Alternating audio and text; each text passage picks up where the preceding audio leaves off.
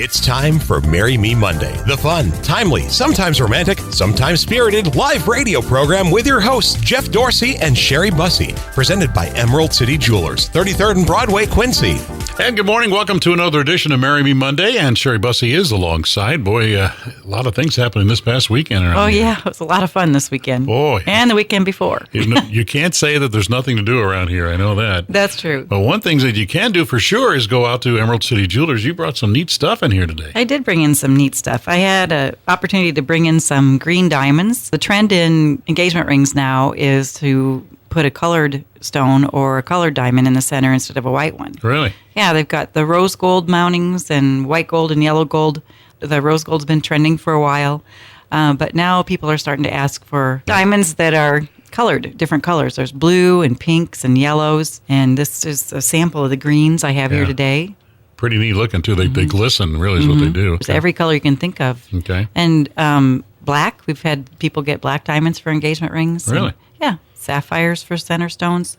I've got an example here today of a green sapphire. So if you like sapphires and you would like a sapphire in your engagement ring, they actually come in every color of the rainbow.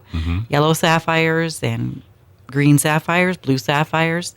And the red form of sapphire is called ruby. Okay. That doesn't surprise me. No. These should be called emerald. Right? They aren't. But they should be. Emeralds are a different type of material. Yeah. So, it's interesting to find. Yeah. They're unique, obviously. They're very beautiful, yeah. And for people who are looking that way, they need to stop by your store and check them all out, right? Yep. Of course, this time of year, you got the anniversaries for people who already were engaged, but now you got the engagements happening this time of year, That's right. too. So. And then also Father's Day. People, there's still time to make Father's Day tie tacks with kids' birthstones in them, or cufflinks, or a necklace even for Dad, rings for Dad.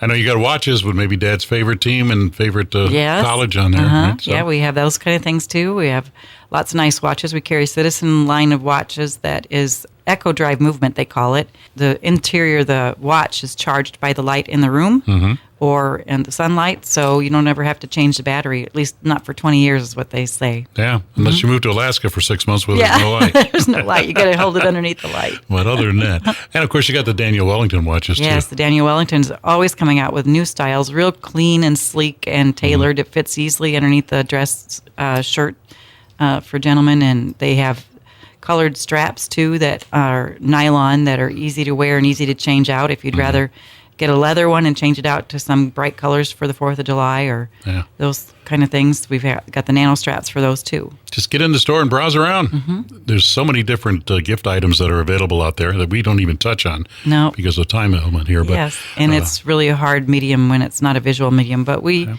do have a chance to post on your website once in a while some things that are new at Emerald City, so check out the Y101 website or Emerald City's website. Okay, and of course, different price ranges too.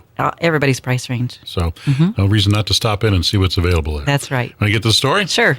It says here, my story begins with the delivery of the engagement ring. Being the daughter of a jeweler, my idea of the perfect ring was well planned out months in advance. I had designed my own ring, chosen the center stone, and left the rest up to the boss, my mom. Approximately 6 months after I had turned it over, I was traveling to St. Louis to help my boyfriend at the time get settled into his new home. My mom had sent a portion of a plant that had been in our family for years as a housewarming gift. As soon as I arrived, Austin had grabbed the plant from my car and dashed into the house before I could get out of the car. And when I walked into the house, there was dirt all over the floor, and the plant and Austin were missing in action.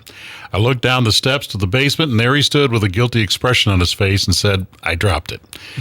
At the time, I didn't think anything of it. Later did I find out that he entered the house, set the plant down, and dived straight into the dirt to retrieve my engagement ring. He dug it up and tossed it into the rafters of the basement to remain there for the rest of the weekend.